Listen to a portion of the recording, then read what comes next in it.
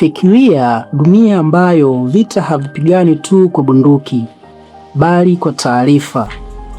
Dunia ambayo ushindi haupatikani uwanjani, bali gizani, kwenye faili zilizofichwa, mawasiliano yaliyodukuliwa na maamuzi yaliyofanywa kimya kimya. Hii ndiyo dunia ya taasisi za kijasusi, taasisi ambazo mara nyingi hazionekani, lakini zina uwezo wa kubadili historia ya dunia bila watu wengi kugundua. Leo tunaangazia baadhi ya mashirika yenye nguvu zaidi ambayo yameacha alama ya hofu, heshima na mshangao duniani. Shirika namba 1, Central Intelligence Agency, CIA. Hili ni shirika la kijasusi la nchi ya Marekani. Historia kwa kina. Baada ya vita vya pili vya dunia, the Second World War, dunia iliingia kipindi kipya cha mvutano kinachojulikana kama vita baridi. Ndipo Marekani ikaona kuwa ushindi haupatikani kwa nguvu za kijeshi pekee, bali taarifa. Mwaka 1947 CIA ilizaliwa rasmi ikiwa na jukumu la kuwa macho na kila kinachoendelea duniani. Ilikuwa haraka sana, ikajenga mtandao wa mawakala katika mabara yote kote duniani na kuwa macho yasiyoonekana ya taifa hilo. Mbinu za kipekee walizotumia CIA kutanua mbawa zao na kufika mahali kote duniani, hutumia mchanganyiko wa mbinu za kisasa na za kijadi, kama vile operation za siri, covert operation zisizotambulika hadharani, psychological warfare, kubadili mitazamo ya jamii au viongozi bila wao kujua, kuingilia siasa za ndani kabisa za taifa fulani na kuweka pandikizi na kuleta uchochezi na kufanya mabadiliko fulani pasipo na watu kujua au kustukia kinachoendelea. Teknolojia ya hali ya juu ikiwa ni pamoja na satellite na udukuzi wa mawasiliano.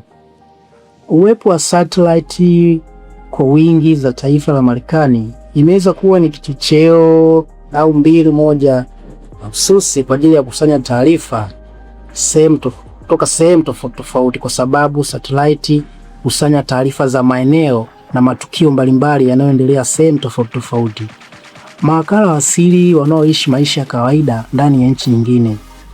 Hawa ni watu wanaopandikizwa wakiwa wanakwenda kwenye nchi hizo kutoka katika mashirika tofauti tofauti, wakiwa ni kama watu wa kujitolea, kwa mfano mashirika ya afya ama taasisi za kidini zinazozunguka duniani kote kutangaza dini.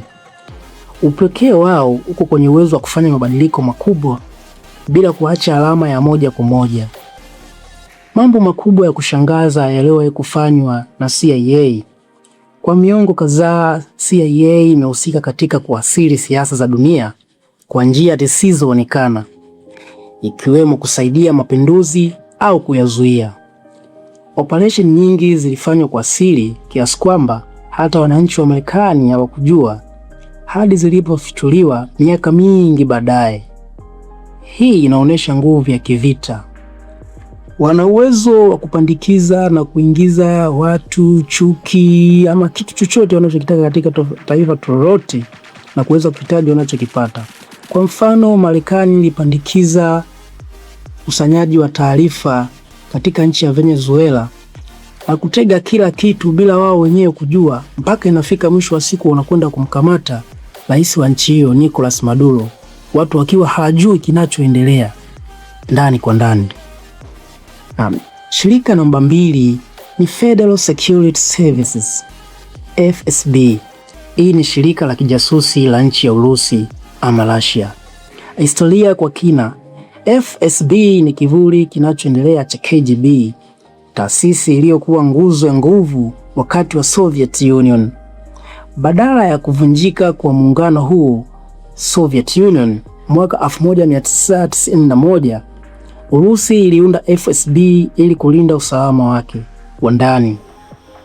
Tofauti na mashirika mengine, FSB imejikita zaidi ndani ya mipaka ya taifa, ikihakikisha hakuna tishio linalokuwa bila kudhibitiwa. Nchi imejizatiti sana ukusanyaji wa taarifa wa intelijensia ndani kwa ndani ili kuto kuruhusu kuingiliwa ama kuchukuliwa taarifa zake muhimu na kutolewa ndani ya taifa hilo.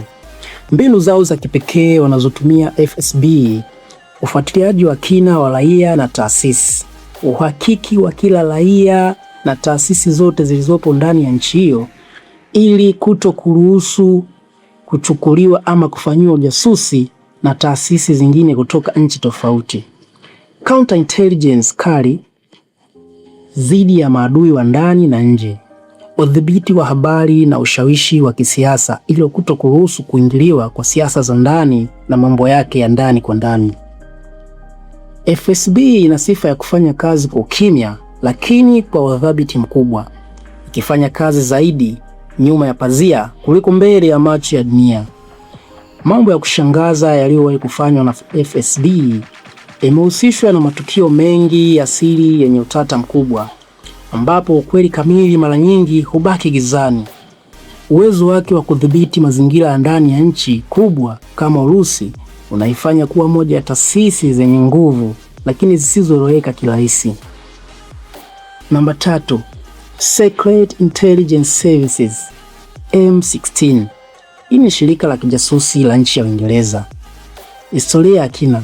M16 ilianzishwa wakati Uingereza ilikuwa bado na himaya kubwa duniani. Ilipata umaarufu mkubwa wakati wa vita vya kwanza vya dunia na baadaye vita vya pili vya dunia, ambapo taarifa zilikuwa silaha muhimu kama bunduki. Tangu hapo imeendelea kuwa nguzo ya ujasusi wa kimataifa. Mbinu za kipekee zitumiwazo na M16 ni Human Intelligence Augment, mawakala wanaojipenyeza kwa muda mrefu ndani ya mifumo ya adui ama ndani ya mataifa fulani. Udanganyifu wa kimkakati, Strategic Deception, ushirikiano wa karibu na washirika kama CIA. Ushirikiano na kama CIA imekuwa na kuzidi kuwapa nguvu shirika hili la kijasusi la nchi ya Uingereza. M16 inaamini kuwa mtu mmoja sahihi mahali sahihi anaweza kubadili historia nzima. Mambo ya kushangaza yaliyowahi kufanywa na M16 ambayo yatakushangaza. Wakati wa vita waliunda mipango ya udanganyifu iliyowafanya maadui kufanya maamuzi mabaya na hivyo kubadili mwelekeo wa mapigano bila mapigano makubwa. Hii inaonyesha kuwa akili inaweza kushinda nguvu. Shirika la kijasusi namba 4 ni Mossad. Hili ni shirika la kijasusi la nchi ya Israel. Baada ya kuanzishwa kwa Israel mwaka 1948, taifa hilo lilijikuta katika mazingira ya hatari kila upande. Mwaka 1949, Mossad iliundwa kama ngao ya taifa, ikiwa na jukumu la kuhakikisha usalama wake kwa gharama yoyote. Tangu mwanzo ilijengwa kuwa taasisi ya haraka, kali na isiyotabirika. Ni moja ya taasisi kali zaidi katika ulimwengu. Mbinu zao za kipekee zitumiwazo na Mossad ni kama operations za kimataifa bila mipaka, utekelezaji wa haraka na sahihi, precision operation, ujasiri wa kufanya operation katika mazingira hatarishi sana. Mossad haiongoji tishio litokee. Wao hufanya upembuzi wao na ukusanyaji wa taarifa zao wakati wowote. Mara nyingi humaliza kabla haijawa kubwa. Mambo ya kushangaza yaliyokufanywa na Mossad: operation ya kumkamata Adolf Eichmann huko Argentina ilionyesha uwezo wao wa kufikia mtu yeyote popote duniani. Tukio hilo lilishtua dunia na kuonyesha kuwa hakuna umbali unaoweza kuzuia mikono ya ujasusi ama ukusanyaji wa taarifa wa kina zaidi. Shirika namba 5 ni Ministry of State Security. Hii ni shirika la kijasusi la nchi ya China, MSS. Historia kwa kina. Mwaka 1983, China iliunganisha juhudi zake za ujasusi ndani ya taasisi moja, MSS. Kadri China ilivyokuwa kubwa, ilivyokuwa nguvu ya kiuchumi na teknolojia, MSS nayo ilipanuka, ikawa moja ya taasisi zenye mtandao mpana zaidi duniani. Mbinu zao za kipekee zitumiwazo na MSS ni cyber espionage, ujasusi kupitia mitandao ya kompyuta. Miaka kadhaa iliyopita, taifa la Marekani waliweza kulalamika kuhusu uwepo wa application ya kimataifa iitwayo TikTok. Walisema kwamba muundo wa application hii unaweza kudukua au kusanya taarifa za mtumiaji yoyote anayetumia taarifa hiyo bila yeye kujua. Kwa hiyo waliweza kupiga marufuku kwa muda kadhaa kabla baadaye kuruhusu tena baada ya kufanya upembuzi wa kina. Hii ni moja ya operation ama njia tumiwayo na shirika la kijasusi la MSS. Ujasusi wa kiuchumi, kukusanya taarifa za biashara na teknolojia.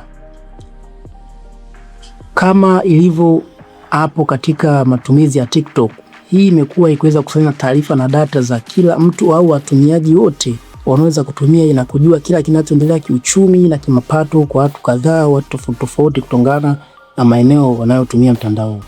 Mtandao mpana wa watu na taasisi zinazokusanya taarifa kwa njia zisizo za moja kwa moja. MSS inaonyesha wazi kuwa vita vya kisasa vimehamia kwenye ulimwengu wa kidigitali. Mambo ya kushangaza yaliyowahi kufanywa na MSS imehusishwa na mashambulizi ya kimtandao yenye uwezo wa kupenya mifumo ya nchi nyingine bila uwepo wa askari hata mmoja. Hii ni ishara kwamba nguvu ya karne hii haipo tu kwenye silaha, bali kwenye taarifa na teknolojia. Na kwa kuhitimisha, kwa nje dunia inaonekana tulivu, lakini nyuma ya pazia kuna mchezo wa akili unaoendelea kila sekunde. Taasisi hizi 5 zimekani kwenye ramani ya vita, lakini zinaandika historia kwa njia isiyoonekana. Ukweli unabaki kuwa katika dunia ya leo, anayemiliki taarifa ndiye anayemiliki nguvu. Na labda yale tu tunayoyaona leo ni matokeo ya vita ambayo hatukuwahi kuviona, vita vya kiburi. Thank you for listening me. This is Shebi Skills and this is Span Info. Welcome again. Thank you.